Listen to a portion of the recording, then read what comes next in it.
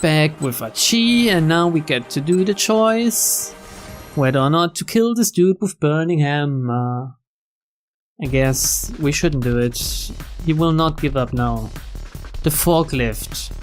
Right. Didn't know the word in the last episode. Throw the boxes. Wouldn't this also break? At least some of them. Then again, if it's only the nearest box and not the burning hammer stuff, maybe it's not. The box was filled with something heavy. This ought to do some damage. He watched with satisfaction as it struck the assassin in the face. The man staggered sideways. Here, have another! One by one, Achi held every box in the pile. Damn it. And one for the road! The last box wasn't properly sealed and broke open as it struck the pursuer, sending several bottles flying. They shattered as they crashed onto the street, splashing red liquid. Don't fucking tell me I still destroyed them now. The assassin dropped to one knee, scrubbing at his face with his hand. He should drink some. Achi looked on in surprise. He couldn't possibly have hit the guy that hard. Peering at the man more closely, he saw that he was spattered in red liquid. Apparently the stuff in the bottles had gotten in his eyes. Oh shit. It is burning hammer after all. Now's our chance. Achi took off with Hitomi, leaving the pursuer kneeling in the alley. Now give me a save point so I can go back and do this stuff with Tama now. Please, game. It's saved.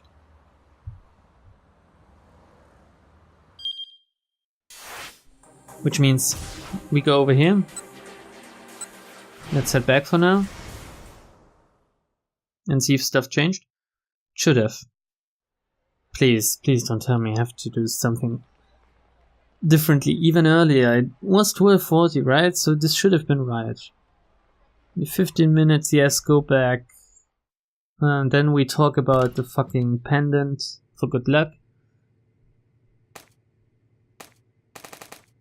I mean, everything should be the same up to the point where this recycling guy calls him to tell him that it's back. And then the Achi stuff happens.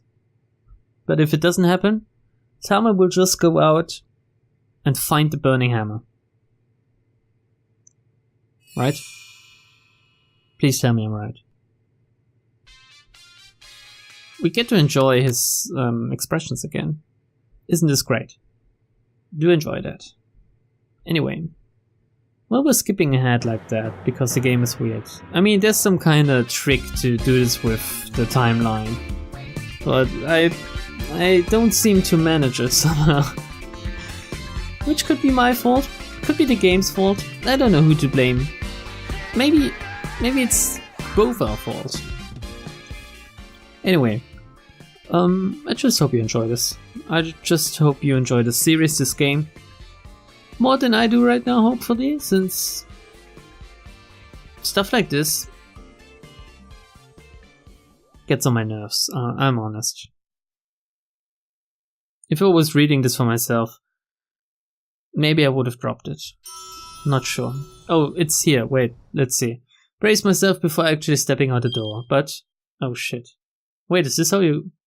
Whatever. I brace myself before actually stepping out the door. It's there. It's really there. The cardboard boxes are scattered all around outside. Wait, scattered all around? What happened to them? Damn. If this is... If this is another bad end, and now it's telling me to go back even further. To save the boxes from being scattered around. I might just fucking drop this game for today, at least. What happened to them? I suddenly have a very bad feeling about this. Apprehension gnaws at me as I open up one of the boxes. But they're still fine. No, they're not. No, I shriek and my vision dims. The box is full of bottles of burning hammer. That's only 3 boxes. Look at how many more there are left. All of them smashed to pieces. Those boxes are burning hammers. No, they're not.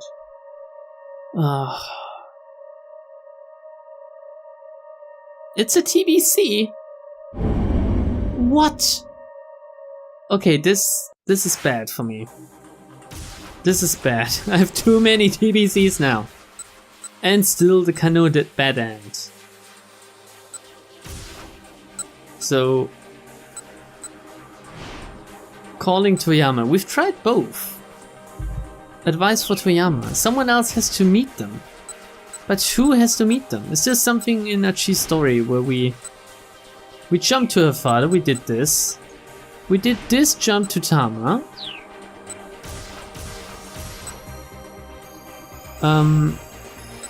Feeding the Anagotchis, does this change something? Feeding the Anagotchis. Challenge it to single combat. No, I don't want to do this. Oh, don't tell me I'm genuinely stuck now.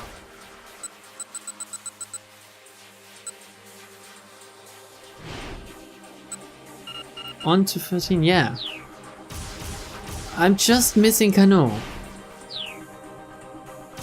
So we need to change something here. A voice by the station. Maybe if we don't do the quiz, maybe we meet them? A quiz, I say. It's an interview, and even that is kind of a stretch. She's creeping me out. I decide to ignore her, but yeah, she refuses. Okay, so it was a non-decision actually. I don't even want to bother reading this, since it's the same, basically. See? They're doing it anyway. Are you happy right now? I don't care. Fuck off. Fuck off. Even though I like both of you. Oh, I have to do it. Let's go with the other decision again and then try to skip ahead or something. Fucking game. So now if I... yes, it's back. Okay.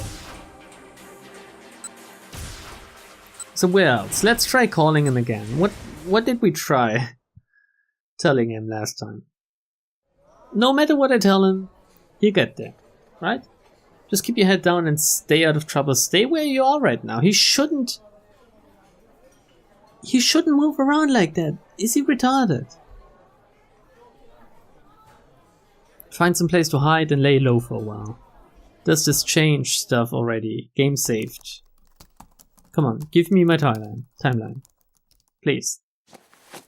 Having an aneurysm here. Come on. No. Still the same. Any other decisions? SOS screwing around.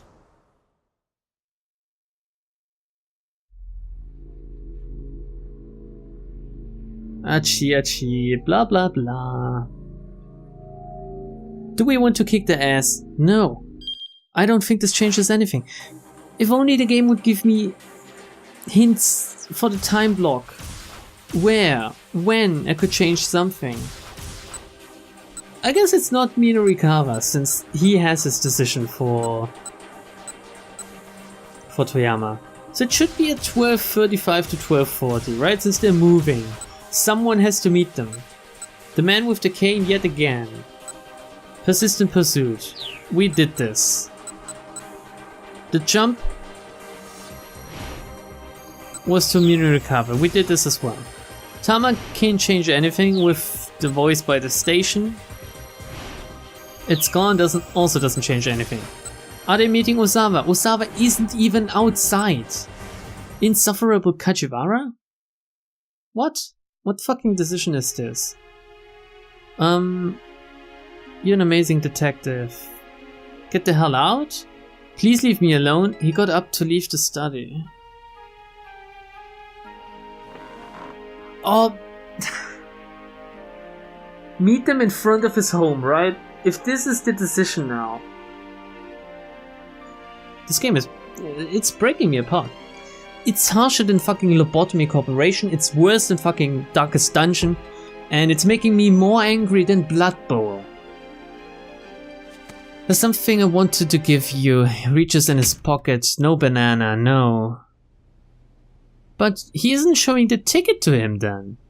Osawa is missing something if he doesn't know that someone tried to flush the ticket, I think.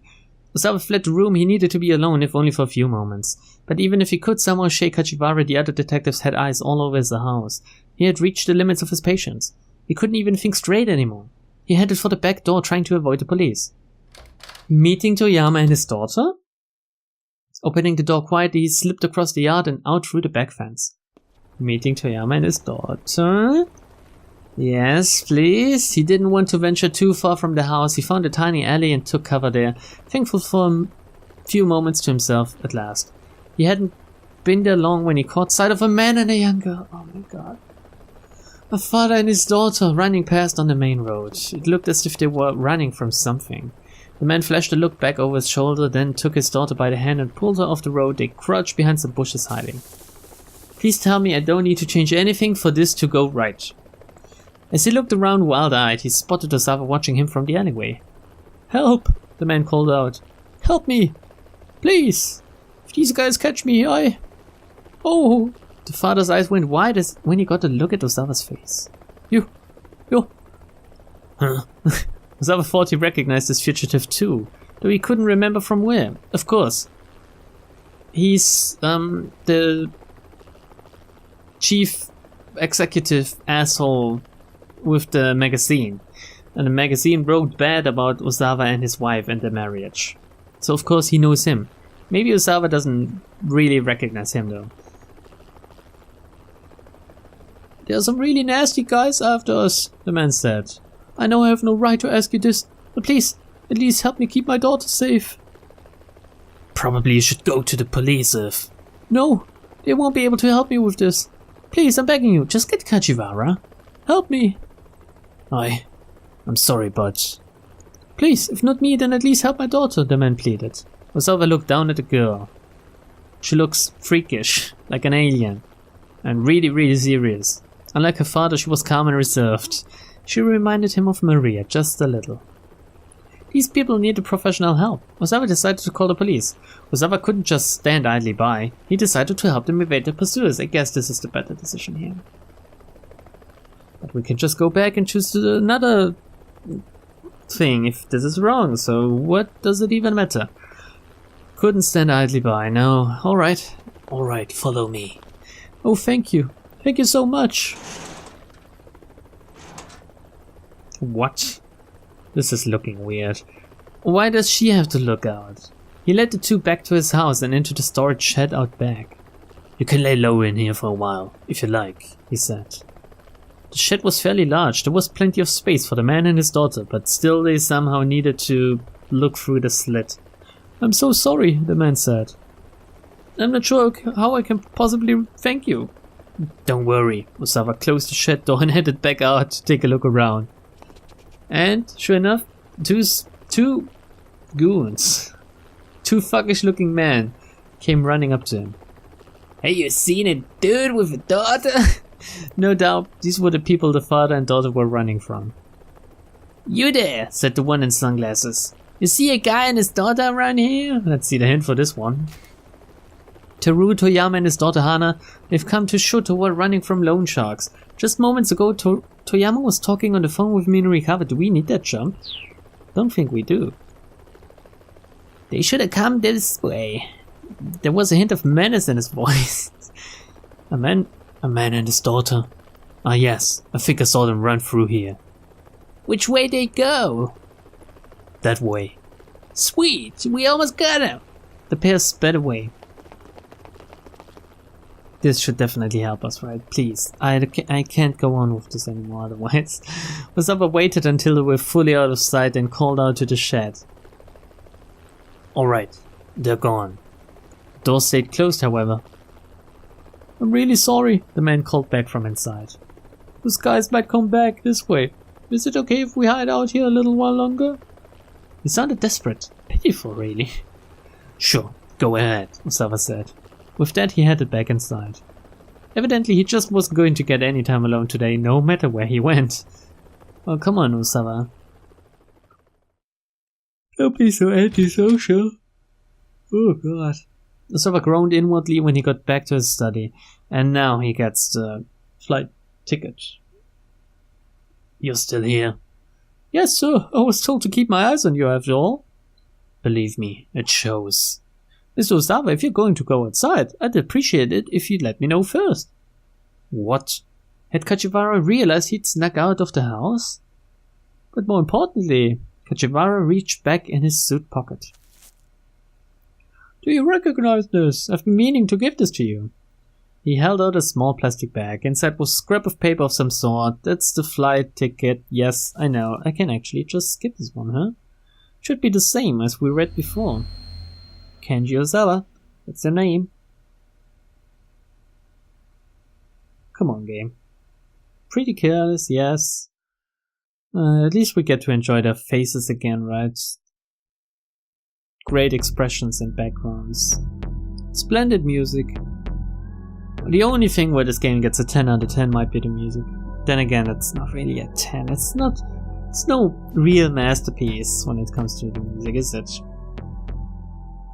This is where Ozawa thinks he's guilty of something I don't quite get what, since just comes kinda, oh no, first he has to rifle through the stuff of his wife. Do I have to watch this, or can I just go and do the...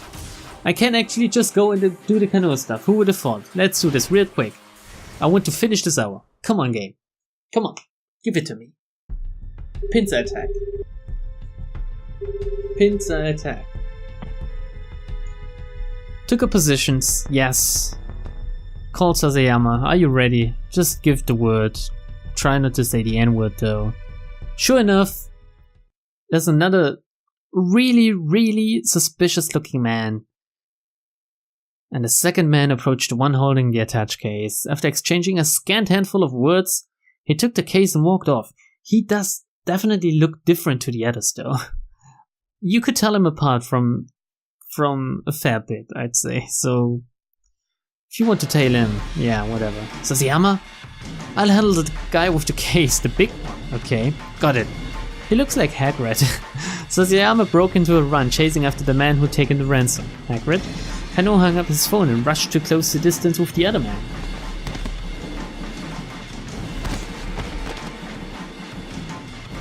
Which kinda looks like the professor. You there, stop where you are. The suspect turned and Kano recognized his face. He was indeed a member of the foreign crime syndicate that operated in Shibuya. Is the hostage safe? Kano demanded. The man's only response was an unsettling grin. Answer me. But though he repeated the question, the man remained silent. Kano took out a pair of handcuffs and reached for the suspect's wrist, or took out his phone to check in with Sasayama, which is what we'll do. Check with Sasayama. Is this the wrong decision? 50-50 chance. I've got the suspect in custody, he said. How's your end? Sasayama hesitated. He got away from me. Oh, is Sasayama in on this as well? What about the attached case? I'm sorry, but he's still gotta be around here somewhere. I'm gonna look around some more. Sasayama, did you seriously screw up?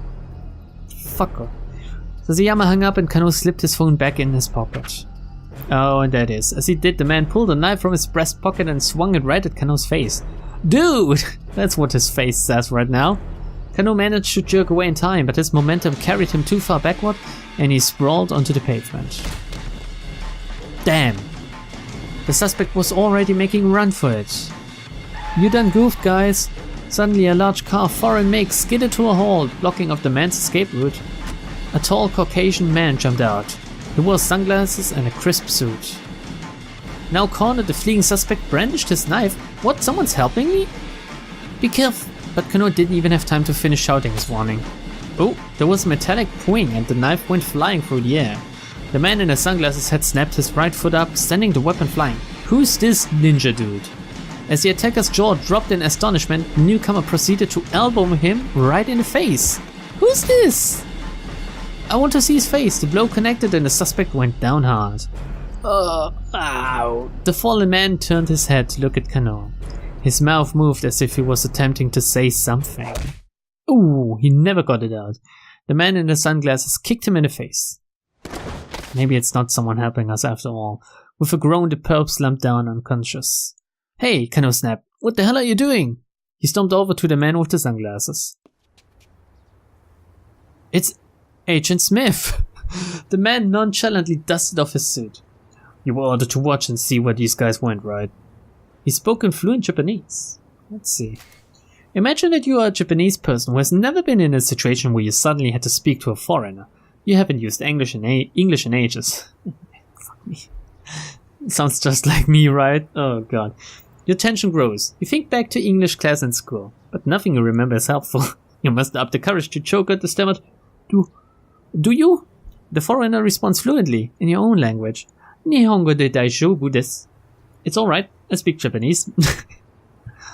I can do this better. Nihongo de daijoubu desu? No, wasn't really better at all. What happened to the Japanese sense of honor I've heard so much about?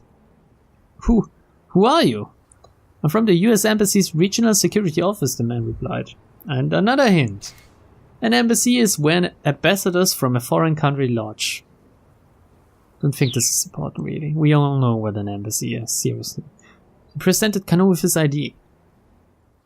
Jack Stanley, why are you helping us, too? Jack Stanley, yes. His title was listed as Security Assistance Officer. From May 25th, 2007 to December 31st, 2009. Embassy of United States of America, Japan. Looks legit. Well, ambassador signature, John Hancock. Oh, the ambassador signature, okay.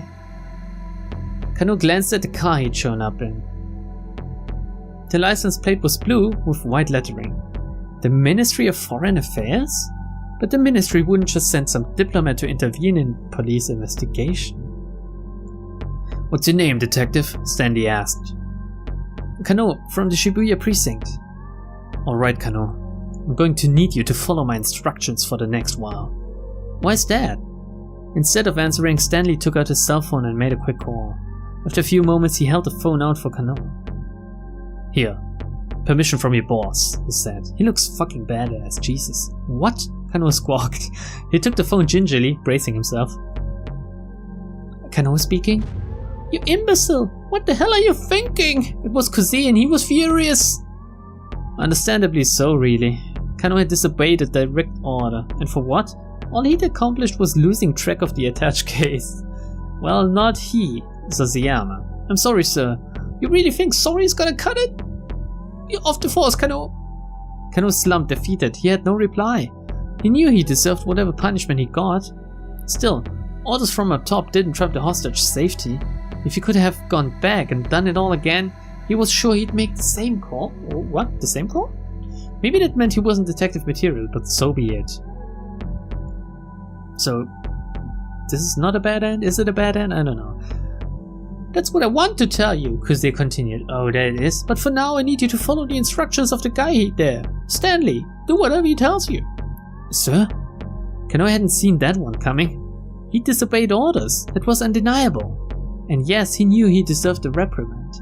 But being ordered to tag along with some stranger who just turned up out of the blue? What the heck? May I ask why the US Embassy is involved with this? No more questions, Kano. Step in line. Please, just hold on. Sir, I have no idea what's going on here. Kuze let out an exasperated sigh. That makes two of us, kid. Dude. And with that, the director hung up. Great. Amazing. It sounded like even Kuze didn't have the whole story here, which meant that orders were coming from someplace higher. A foreign syndicate moving the ransom around a US embassy? Whatever was going on, it was more than just a local kidnapping case, and Kano was deep in the middle of it. He handed the phone back to Stanley. Alright, Agent Stanley, what do we do? A few moments later, two detectives from the MPD arrived on the scene. Stanley handed over the fallen criminal to them. We're chasing a bum lead, you know, Stanley said as he watched him carry the man away. What do you mean? Kano asked. I mean, this kidnapping isn't about the money. My priority is the girl's safety. Right now, your priority is doing what I tell you to do. Kano gave him a scowl, but Stanley ignored it. That guy we just arrested, he asked. He tell you anything? No, nothing, Kano said. Really now? All trace of emotion drained from Stanley's eyes. It's about the fucking virus, isn't it? His gaze pierced Kano like icy daggers. It held a glimmer of something dangerous, something Kano had seen plenty of times since he joined the force. He wasn't looking into the eyes of some diplomatic liaison. No, this was a man who knew how to kill, who'd killed people before. With some effort, Kano managed to regather his sense of professionalism. He didn't tell me anything, he repeated. Just know that he's a member of some foreign crime syndicate that works out of Shibuya. I probably know some of the hangouts. Show me, Stanley said, cool as an automaton. We'll take my car. Kano wiped away some of the sweat that had beaded on his brow as they headed for the vehicle. He was just sliding into the passenger seat when Kuze radioed over the wireless. Okie dokie, folks, listen up. The childish tone was back in his voice, full force. Kano stiffened on reflex. He knew what that meant. What? So, Itomi Ozawa has, gone missing. What? Kano couldn't believe his ears.